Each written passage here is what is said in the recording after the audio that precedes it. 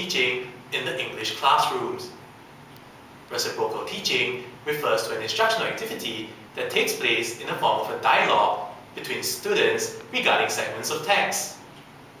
The dialogue is structured by the use of 4 strategies: predicting, clarifying, questioning, summarizing. Students take turns assuming the role of teacher in leading the dialogue. Let us now look at these steps in detail. We shall now explain the stages involved in reciprocal teaching. The first thing is to present students with an appropriately chosen text and a worksheet where they will take home and make prior preparations for their pre-reading activity. The preparation involves students filling out boxes that require them to make pre- and post-reading predictions, jot down any clarifications they need, think of deeper questions they would like to ask about the text, and pick up the main points which they will want to use in summarizing the text. The first stage of reciprocal teaching is the prediction stage. It is at this stage where students are to make predictions about what will take place in the text and discuss it with their peers. Students, in making their predictions about the text, are making use of both information found in the text as well as trying to recall their background knowledge. The students look for visual clues like the title, key words, or topic sentences to generate main ideas. Students can also predict content based on text structures. In a fictional text, for example, students could create a story map. Inherent in the process is also the activation of schema, as students will actively recall previous knowledge to help assist them in making predictions about the text.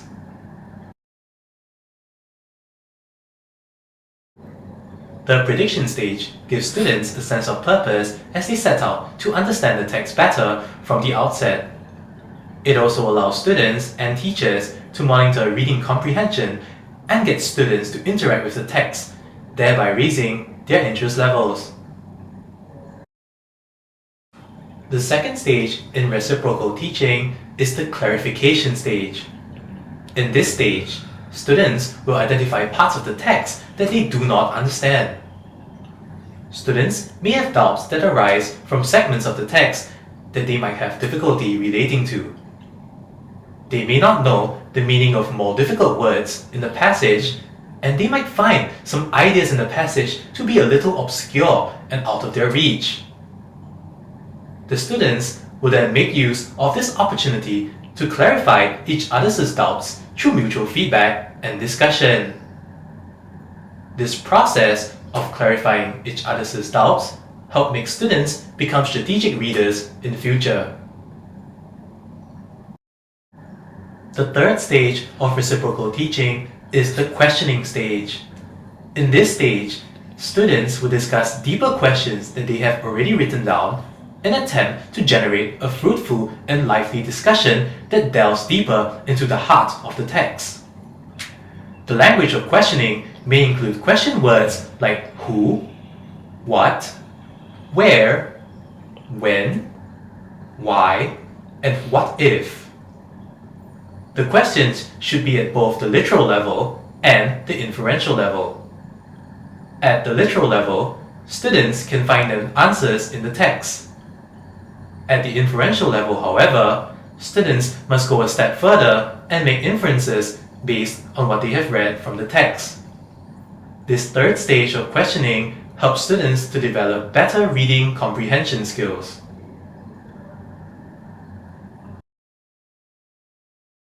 The fourth and final stage of reciprocal teaching is the summarizing stage. At this stage, students, in order to summarize effectively, should pick out only the important events in a text. The summary organization is based on the type of text, either fiction or non-fiction. In a fictional text, they could use the setting, characters, problem, events, and resolution to guide their summaries. In a non-fiction text, they could pick out important points and arrange them in a logical order. With this final step in reciprocal teaching, students will gain an overall understanding of the text and ultimately help them improve their reading comprehension skills.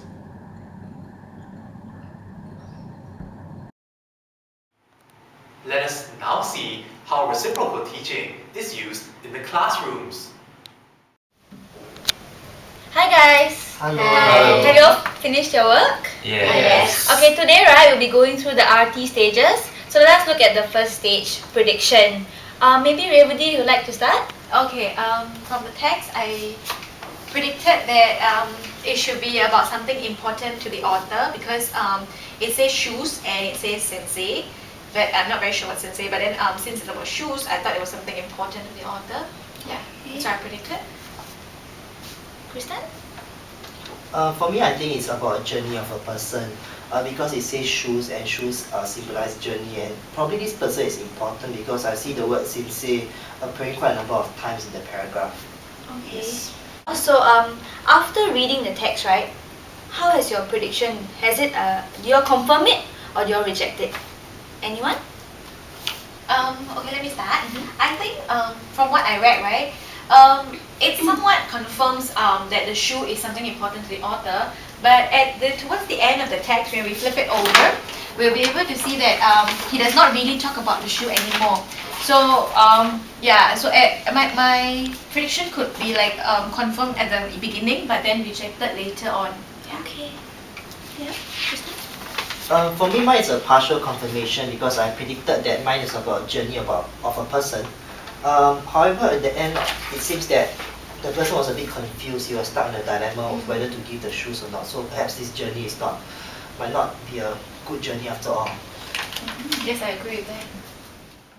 Okay guys, we've now come to the clarifying stage in RT. This is the stage, right, where we help each other to clarify doubts regarding the text. So for example, meanings of words or phrases or anything, references in the text that we do not understand, let us help each other clarify them now. So does anyone have any doubts? I do. Yeah. Yeah. Okay. Anyway, from the title itself, I don't understand the word sensei. Oh, I know what it is. It's a school teacher. Oh. Is there anywhere in the text that we get evidence for that? When you look at paragraph 1, right, and line 1 itself, it says, I was glad to hear from my Japanese teacher. So that's where I inferred that it's And teacher. in paragraph 6, line 29, he had been quietly teaching in school back home. Oh yeah, in line 32, it mentioned that Sensei sponsored his students, so he must be somebody who has the ability to work and he has the ability to pay money as well. Any other doubts? Anyone? Oh, I got another question. What's pals? Oh no, it's actually POW, and actually I've come across it in history before. It stands for prisoner of war. Oh, does it mean that these prisoners were captured during the war? I presume so because that's the reason why it should be the prisoners of war. Okay, I have a question. What does the phrase phasing from one subjugation to another mean? Could you point out? In where is line that? 4 to 5. Okay. Line 4 to 5. Subjugation to another. What does that mean? It seems that a new government is taking over at a point of time, so I can guess, it's a new ruling kind of thing. Yeah, and also subjugation I think sounds like the word subject. So to be subjected under someone would be under their ruling. So I'm guessing subjugation means what Christon said also. Subjected to what? I think to another rule, to something else, like a different government. Okay. Yeah. Maybe a shift in governance, I guess. Yeah. Okay. Yeah. So Yes. so I think we can conclude, right, that the phrase implies some sort of ruling on the people, by a new governance. Yeah. Yes. Yes. I have another question as well. Actually, in line 29, I don't understand the word conscripted. Oh, I've heard about this word before when I was playing the game Real Alert 2 and the soldier says conscript reporting. Oh yeah. Oh, okay. Yeah, so I guess it's some sort of a soldier. Oh, Correct. okay.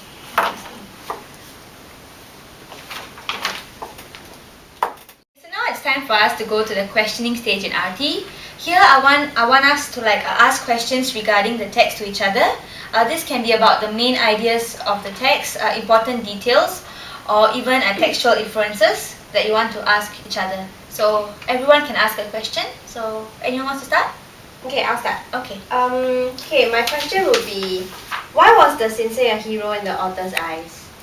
Oh, okay. The answer could be found in paragraph 7, line 31, whereby he stuck his neck out to help people, and after that incident, Sensei was a hero in our eyes.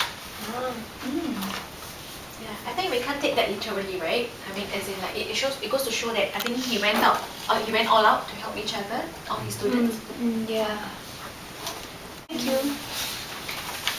Okay, then since all of us have read the text, right? Then, in your opinion, do you think the narrator should actually, or the author, sorry, should actually return the sensei his shoes? Do you guys think so? Christon, do you have any idea about this? I think it is only right for him to return his shoes because he should not be selfish when the sensei is actually suffering. But I think it might be dangerous for him, right? Because he already says that going there might spoil his reputation, and also all his friends told him not to go. So Yes. why should he look back at the past? But I think he should be more worried about his future, and he should try to protect himself lah. So I think he should not visit the sensei. But I think in the first place, right, he should not consult his friends, right? He should have consulted his family instead. Yeah. So does anyone have any thoughts about that? I think so, because the family were the one who were with him in Japan, Yeah. right? So I think they should know him better, the sensei. Yeah. Yeah. So maybe he should have consulted maybe like what Chye says. Yeah, I guess when it comes to this type of questions, right, there is no wrong or right answer. So I guess all we have to do is agree to disagree, I guess. True. Okay, so now we've come to the fourth and final part of our team, which is called summarizing. So I believe that we've all been told to take note of the main points in this text. So maybe we can share with each other what are the main ideas that we managed to extract from this passage. So anyone can go first. Okay, I shall start. Okay, I think that the first main point, right, will be the fact that he received a letter from the sensei after the British had returned to Singapore in 1945. This point was taken from the first paragraph, where it says, I was glad to hear from my Japanese teacher, but his letter also worried me. Yeah. And following that, regarding the shoes itself, I have another point on Sincere earlier gave me oversized shoes that I would fit into someday. Yeah, that will fit into someday. Do you guys have that point? No, I don't have the point because for me, I don't think it's a main idea. Because even though we need to mention that the sensei gave him shoes, right? But I think the size of the shoes is not really necessary. Yeah. Yeah. So I think maybe we could, like, instead of writing this whole thing, right, maybe we could shorten the thing and we can say like sensei earlier gave him the shoes that he would fit into someday, but just remove the extra Yeah, I part think about it's the oversized shoes. Yeah, I think you're right. I'll just include the main points. Yeah. Yep. Okay. So just write it down as well. For me, right, I noticed the point, right, that he had been good to us and taught us character and values through songs. This was found in lines 25 around there. I think it's important, right, because it shows why the sensei was such an impactful character to the narrator. Yes, I agree. Yeah. Shalini. Yeah. For me, right, what about he was conscripted? What do you think about it? For me, I think he was conscripted. We didn't really have to include that because from what is inside the passage, right, he was actually a teacher before that. So he being conscripted was not really a main point. So I don't think we need to include that. But I thought it's quite important because it signifies a change in status because he was a teacher and then he became a soldier thereafter. Yeah, but do you want to say something, Revati? Oh, but because I thought it did not actually contribute to the dilemma faced by the author. That was one of the reasons I agree with Chye that maybe we should not include that. Yeah, because I felt that in the story, they did not talk about his life as a soldier or what he went through during that period of time. So I think that we can omit it from our At least for now. At least for now, yeah. I agree with her too.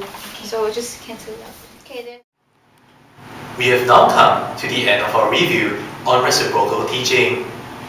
We hope you have found this useful and will employ this method in your own English classrooms. Thank you.